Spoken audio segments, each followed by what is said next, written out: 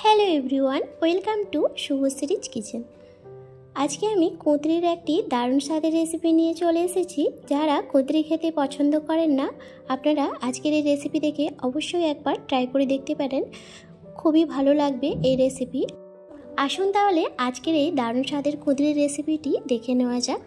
তার আগে চ্যানেলটিতে নতুন আসে থাকলে চ্যানেলটি সাবস্ক্রাইব করে নেবেন। এখানে আমি 300 গ্রাম মতো কুঁদরি নিয়েছি, আর এই কুঁদরিগুলোকে 4টে ভাগে ভাগ করে নিয়েছি, আর একটা বড় সাইজের আলু এইভাবে কেটে নিয়েছি।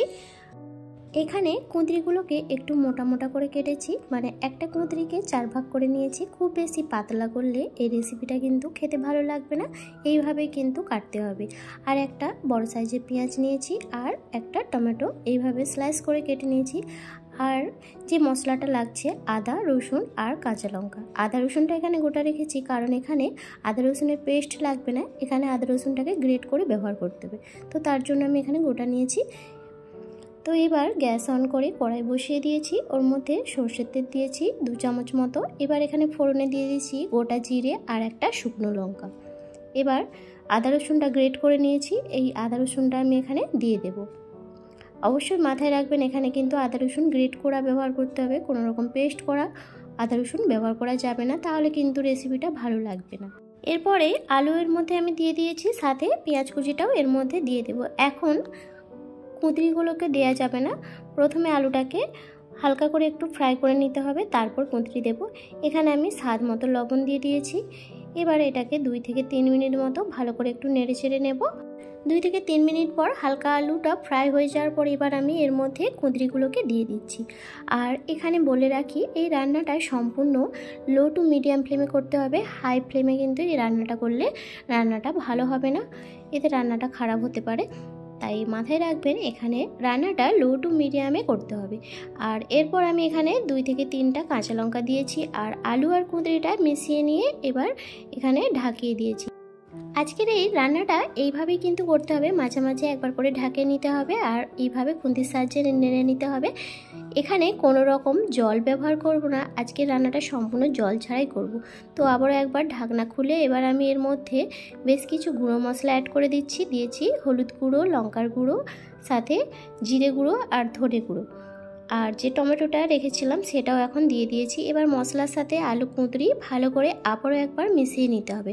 এইভাবে 2-3 মিনিট মতো নেড়ে চেড়ে নিয়ে আবার এটাকে ঢাকে দিতে হবে।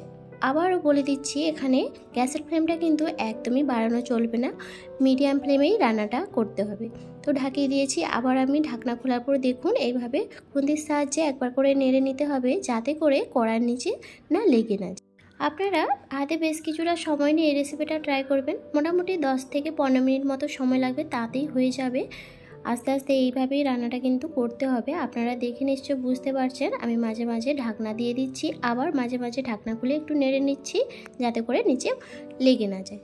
তো এইভাবে দেখে এখন বুঝতে পারছেন সবজিগুলো কিছুটা সেদ্ধ হয়ে গিয়েছে। তো সম্পূর্ণ রান্নাটা হয়নি, আবারও আমি একবার নেড়েচেড়ে নিয়ে এটাকে ঢাকিয়ে দেব।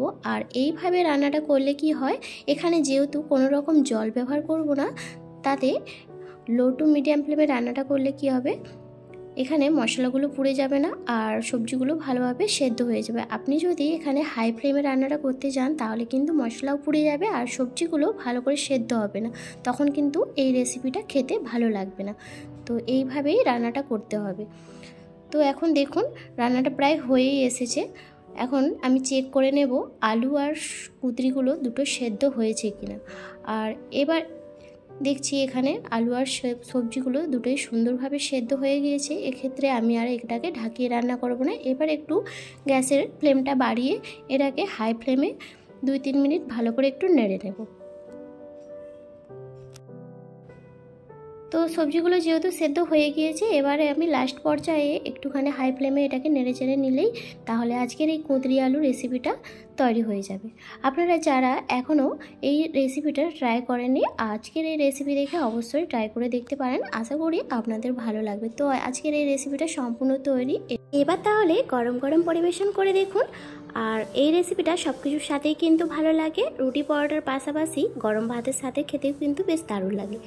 রেসিপিটা কেমন লাগলো অবশ্যই লাইক কমেন্টের পাশাপাশি আপনার বন্ধু পরিবারের সাথে অনেক বেশি করে শেয়ার করার অনুরোধ রইল। সেই সাথে যারা চ্যানেলটিতে নতুন এসেছেন অবশ্যই চ্যানেলটি সাবস্ক্রাইব করে নিয়ে বেল আইকনটি প্রেস করে নেবেন, যাতে করে নতুন নতুন ভিডিওর নোটিফিকেশানটি আপনার কাছে সবার আগে পৌঁছে যায়।